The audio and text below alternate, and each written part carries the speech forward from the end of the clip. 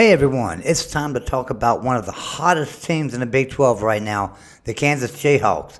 And Lance Leipold last year won 9 games. Unheard of for Kansas. Let's take a look at their 2024 schedule right after this.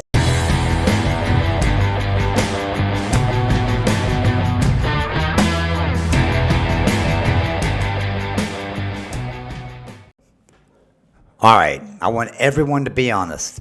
Tell me in the comments section, did you think Kansas would be as far ahead as they are right now a couple of years ago? When Lance Leipold was hired by Kansas, I thought, great hire, great coach. What can he do with a Kansas program that is a dumpster fire, that is lucky if they win 1 or 2 games a year? What can he do? Hey, he proved it to us. Last year, won 9 games, including a bowl game. Won 8 games in the regular season. So, what's in store for 2024? That should be Kansas's motto right now. What's in store for 2024 with Lance Leipold and company? Let's take a look at their schedule. Hey, before we do that and get started, everyone do me a favor. Hit the like button on this video. Doesn't do anything for me. I just appreciate if you hit it. It lets YouTube know people are watching the video and that they're interested in the video, and helps drive more college football people here. So we appreciate that. Okay, as we pull up their schedule, we can see Thursday, August 29th, starting the season a little early. They're playing Lindenwood Lions. I have no idea who Lindenwood Lions is. I apologize. Anybody from there or in that area, I apologize. I do not know who that is. But that's your first game. Saturday, September 7th, at Illinois Fighting Illini. Illinois out of the Big Ten. They beat them last year? Was that Illinois or Indiana they beat last year? I think it was Indiana now I think about it. But still, should be a good game. UNLV, Saturday, September 14th. Another good team, year in and year out. The following week, September 21st, they travel to Morgantown to face West Virginia. Without a doubt, their toughest game so far, and without a doubt, probably one of the teams you don't want to play first in Big 12. You'd probably rather play some of the better teams when you've accomplished when you have something set in stone at the end of the year, you're doing really good. That's when you want to play the better programs. But they're getting them game 4, West Virginia in Morgantown. Then coming back home, Saturday, September 28th. That's actually a neutral site game, TCU. It's at Arrowhead Stadium in Kansas City. I think that's going to be considered a neutral site game. But I'm not sure about that. They're doing renovations on their stadium, so they're playing at Children's Mercy Park as their home games, and I think the ones at Arrowhead are going to be their home games as well. But you might as well say neutral field there, I guess. Saturday, October 5th at Arizona State, and that's going to be a great game, I think. I'm anxious to see what Arizona State can do in the Big 12. We know they wasn't very good in the Pac-12. Coming into the Big 12 now, so what can happen? Everyone in the Big 12 that I've come across so far is getting 2 bye weeks. I don't know. I guess everyone's having 2 bye weeks, but this is their first one.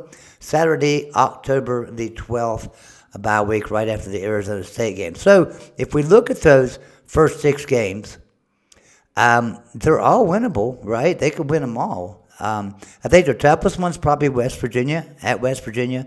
Of course, TCU's not going to be a pushover either. But, they look like they could start the season pretty strong and come out of this first half of the schedule 5-1, maybe 6-0. Okay, now let's take a look at the second half of this schedule. Like I said, they're coming off that bye week. And then they get Houston at Arrowhead Stadium in Kansas City, too. So another home game for Kansas, taking on Houston. And then they go to Kansas State to take on Kansas State at Bill Snyder Family Stadium. It's a Kansas versus Kansas game. So is there a home field? It's a rivalry. Home field is obviously Kansas State there, but Kansas is going to have a lot of fans there as well. So I know how much does the home field advantage play into a rivalry game? A lot, but when you're talking about in the same state, it can mean just a great game all the way around. But that's going to be an interesting game because there's a chance that Kansas could be undefeated going into that game. I think there's a great chance of it. Like I said, they got to get past West Virginia and Morgantown, but if they can do that, they could be undefeated going into this Kansas State game. And you're talking about a wild rivalry game then, because Kansas State's looking to be a pretty good team this year. Then they get their second bye week of the season, November the 2nd, and that's followed up with another home game against Iowa State. Iowa State, Matt Campbell doing a decent job at Iowa State, as we all know. Iowa State's still not the best program in the Big 12. But they have, I think Matt Campbell's getting them to where, like, every 4 to 5 years, they have a good team. And then they're going to be slouched off for a year or two. And then we come down to the final 3 games of the year at BYU, in Provo, Utah. BYU program coming into Big 12 last year did not have a great year. What can come up on this year? I know they've made some changes up there. Colorado, we all know what's going on there. Deion Sanders tearing it up in the transfer portal, tearing it up in recruiting. Can Colorado make a comeback? Colorado back into Big 12. How about that, guys? Having Colorado back. I think it's great. And then finally they're finishing up at Baylor, McLean Stadium down in Waco. Baylor always a tough place to play, but Dave Aranda, I think, is on the hot seat. Baylor really needs a good year this year, and so we know Kansas is on fire and Baylor is on the decline, and that's something that we just never figured we'd see. Not in the Big 12. I figured Baylor would be at the top of the Big 12, and Kansas to be at the bottom. But that's the image that Kansas and Baylor have in the Big 12, right? So it's not just me. It's a lot of people that seen it that way. But Kansas surprising me, and I love it. I love it. I love it for college football. I'd like to see every program that's down to just make a huge run for it and come back and show people it can be done. And Lance Leipold is doing that at Kansas, and my hat's off to him. So once again, when you're talking about Kansas and you're talking about that football schedule, I really believe, can they have as good a season last year? Last year going 9-4. I really believe they can if we look at this schedule. To be honest with you, out of the first 1, 2, 3, 4, 5, 6, 7, out of the first 7 games, I see them losing to West Virginia. I possibly see them losing to TCU, but I don't think so. Hey, I think they could be 6-1 going into the Kansas State game. I think they will drop either the West Virginia or TCU game.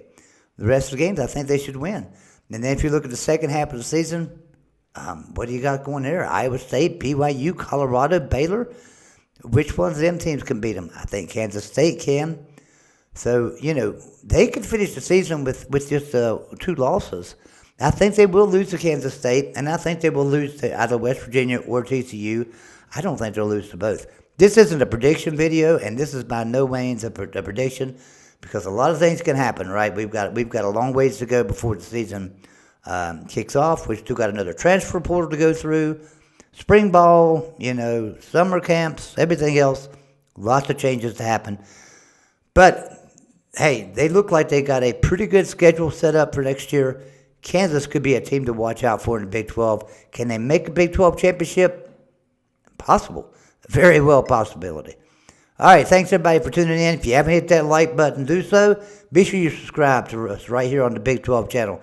We'll see everybody next time with another preview of the upcoming season for someone else.